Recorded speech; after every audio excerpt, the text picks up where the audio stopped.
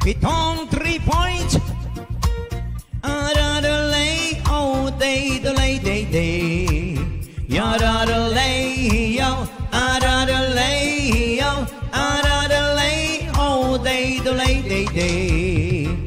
Kwento ni Pitong Galang ng Barangay Gemasan, may kasaysayang di malilimutan. Ito'y di naman chismis, akin pong nasaksihan. Kwento ko'y walang labis, walang kulang. Minsan po ay may paliga sa basketball, kasama siya. Over ng 20 ang kalaban nila.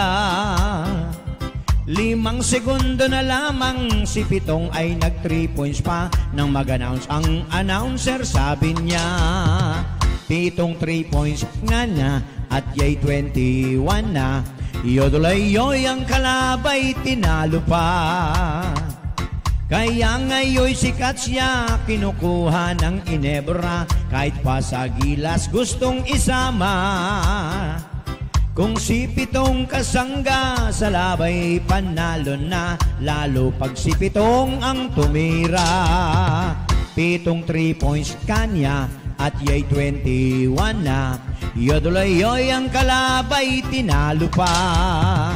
Yodadalay-yo, adadalay-yo, adadalay-yo, day, delay, day, day. Adadalay-yo, adadalay-yo, adadalay-yo, day, delay, day, day. Imposible na kayanin ang oras, kulang na nga.